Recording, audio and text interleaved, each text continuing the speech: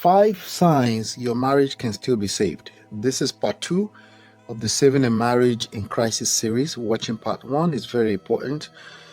You ever watch one of those intense reality shows where two people are about to break up, and then just when you think it's over, one of them drops a line like, "But I still love you." And suddenly the dramatic music swells and you're left wondering, can they actually make it work?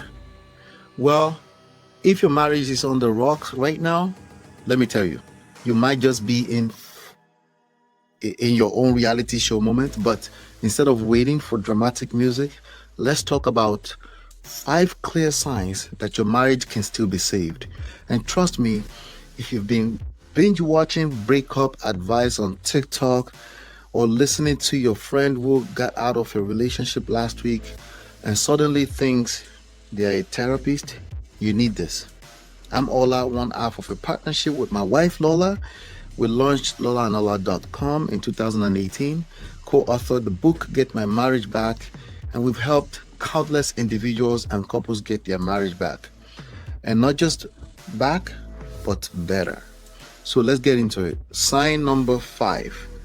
Your partner has been in love with you before. I know. You might be thinking, well, obviously, we got married.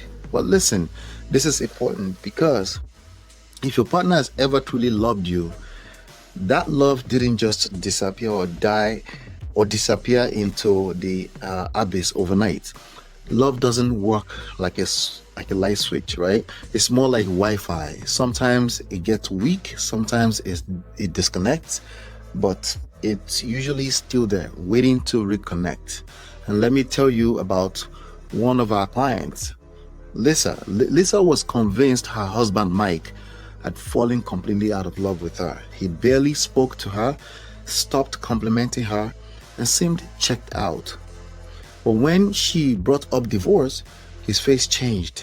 Not anger, not indifference, but pain. See, when love has never been there, someone leaving doesn't hurt. It's just another Tuesday. But if love was there and their reaction tells you they're still affected, that's a sign. Sign number 4. They still care enough to be angry. Now, before you start celebrating every argument like it's a sign of hope, let me explain. If your partner is completely indifferent, meaning they don't react to anything, they don't argue, they don't ask questions, they don't even roll their eyes when you do that one annoying thing, you might have a bigger problem. But anger, frustration, passion, those come from caring, I promise. Think about it. Have you ever been mad at a stranger because they didn't text you back? Of course not. But if your spouse ignores your text, whole different story. So our guy, Jason, yes, him again, right? He once told us, "I just wished she'd stop arguing with me." And we had to hit him with the truth. Bro, if she stops arguing, you should be worried. Silence means checked out. Passion, even in frustration, means they still feel something for you. And if emotions are still in play, the game isn't over. Sign number 3, you still live in the same house. Okay, look, I know sharing a space with someone who seems distant and even resentful can feel worse than being alone. But hear me out. If your spouse is still choosing to share home with you, despite the tension, despite the arguments, despite everything, that means something. Because here's the truth.